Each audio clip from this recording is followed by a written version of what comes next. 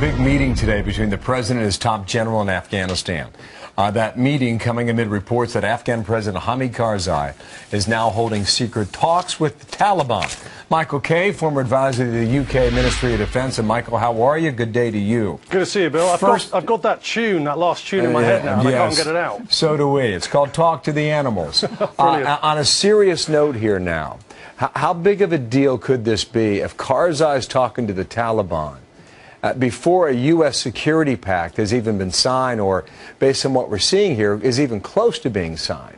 I think we've got to take a pause, Bill. I think it's fairly evident by now that there is no military answer to Afghanistan. We had 100,000 coalition troops in the country in 2010 at the height of the insurgency, and now we're seeing the Taliban as resurgent and active as ever. So for me, the old Taliban adage, when they look to the West and say, you may have the watches, but we've got the time, I think is playing out quite nicely for them.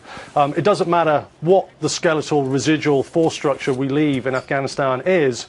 It's not the solution. But is Karzai, he's still an issue, right?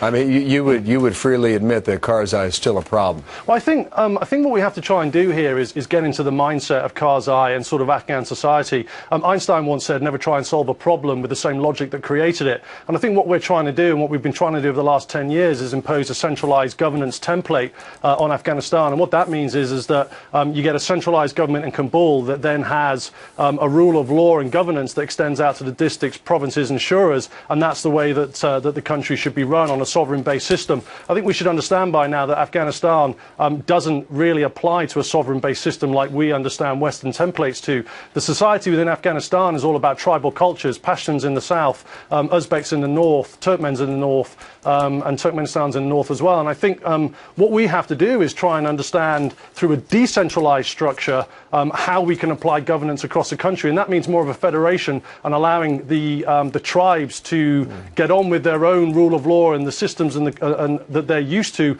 and have been used to over 100 years. That could be the eventuality there. But if that is the case, Michael, that involves the Taliban. It absolutely does, Bill. Would the administration be forced to accept a deal like that? I don't think they've got a choice. Would they ever? I don't think they've got a choice, Bill. I mean, we have to understand that the Taliban are still going to be here unless the West puts a significant force structure in Afghanistan for the foreseeable future, and I'm talking over 30, 40, 50 years, then we have to expect to see the future of Afghanistan at the political level involving the Taliban in some way, because if we don't accept that, they're just going to keep coming and keep coming that might be a really difficult thing for this administration and veterans in this country to accept and manage. Michael Kay, thank you for your time. We'll talk again, okay? Pleasure. Thanks, Bill. Great to see you. Thanks.